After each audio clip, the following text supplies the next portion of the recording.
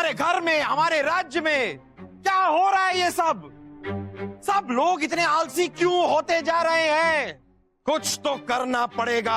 अरे किस बेवकूफ ने इतने सारे पत्थर रख दिए? पागल कहीं का। उसे पता नहीं है ना कि हमने रखा है, उसे पता नहीं है।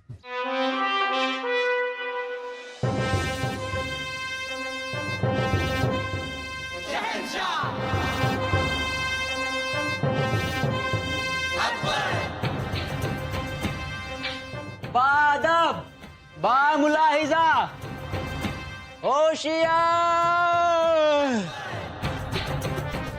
शाने हिंदुस्तान, नूरे चमन, नाजे मुगलिया वगैरह वगैरह इत्यादि इत्यादि पधार रहे हैं। खामोश खरगोश! ये वगैरह वगैरह इत्यादि इत्यादि क्या होता है? हमारी पूरी तारीफ करने में तुम्हारी जबान पे छाले पड़ जाते हैं। जिल्लल्लाही, आपकी तारीफ आपको पता है, हमें भी पता है और इन सबको भी पता है, तो फिर वक्त जाया क्यों करना? गुस्ताख!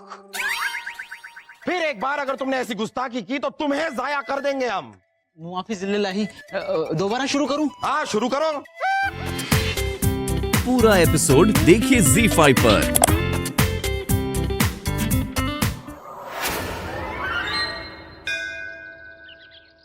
आपके पत्थर तो पत्थर की लकीर बन गए हैं, अभी तक अपनी जगह से हिले तक नहीं। कहीं ऐसा तो नहीं कि किसी ने पत्थर उठाकर सोने की मोहरें वहां से लेकर पत्थर दोबारा उसी जगह पे रख दिया हो? हम देख कर आते हैं। रुको, एक आदमी आ रहा है, शायद मंदिर की तरफ जा रहा है, वो जरूर पत्थर उठाएगा। नहीं उठाएगा। लगी शर्त, 25 सोने की मोहरें। लग गई।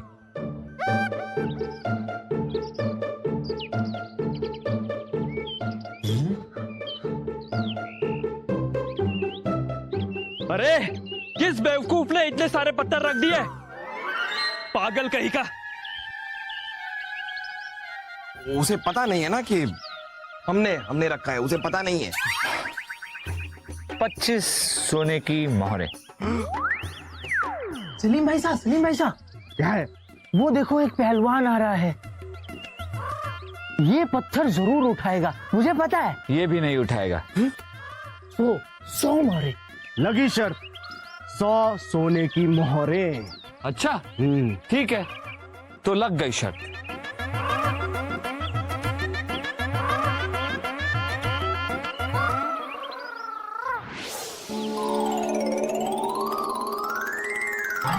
किस कमीने पागल कुत्ते ने ये पत्थर यहाँ रखे हैं? महाराज, इसे भी नहीं पता ना कि आपने पत्थर रखे हैं। नहीं पता तो हम बता देते हैं इसे। वो गधा का बच्चा अगर मुझे मिल गया, मैं अपने पैर के नीचे रख के उसे कुचल दूंगा। पटक पटक के मारूंगा मैं। आओ भगवान आओ। तुम सही कह रहे थे, उसे पता नहीं है कि हमने रखा है, इसीलिए ये सारी बातें कह रहा है। वो कह सकता है पता नहीं है ना। जब पता ही नहीं है, पता नहीं है। जी जाओ। गई 100 सोने की मोहरें। ए भाई, हाँ, इधर आओ। देखो भाई, तुम तो ये पत्थर उठा लो, मैं सब कुछ हार चुका हूँ, कंगाल हो गया हूँ। तुम तो ये पत्थर उठा लो। भाई क्यों उठाऊं? तुम्हारे बाप का राज है। हाँ, हमारे अब्बा हुजूर का राज है और हम हैं शहजादे सलीम। तो सलीम है तो हम तुम्हारे बाप अकबर हैं। चल निकल।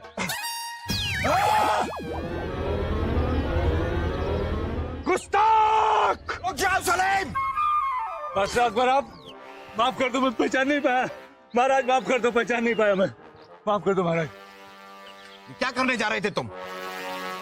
ये कोई जंग का मैदान नहीं है, ये हमारी आवाम है, हमारी जनता है। लेकिन आप सबको अपनी आवाम, अपनी जनता कहते हुए हमें शर्म आती, अफसोस होता है। एक से एक आलसी गैर जिम्मेदार लोग हैं आप। हमारे सामने एक पत्थर रखा हुआ है लेकिन उठाया नहीं जा रहा किसी से। पत्थर रखने वाले को गालियां दे रहे हैं,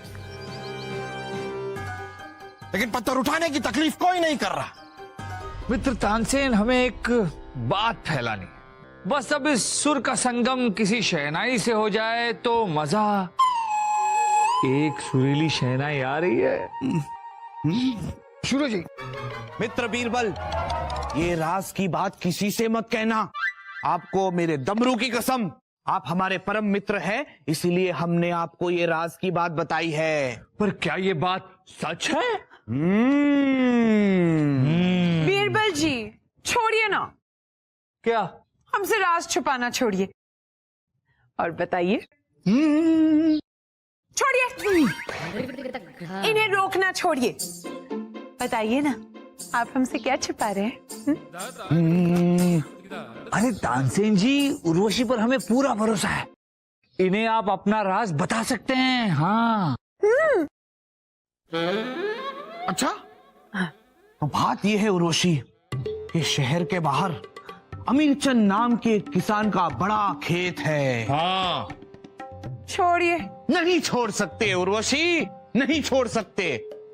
उस खेत में बेहिसाब खजाना दफन हुआ पड़ा है। हाँ। और इस बात की पुष्टि भी हमने कर ली है। हाँ।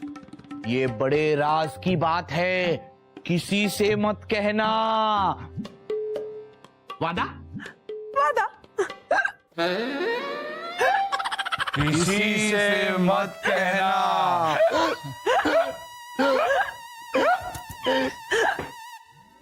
उर्वशी जी, पेट में दर्द है?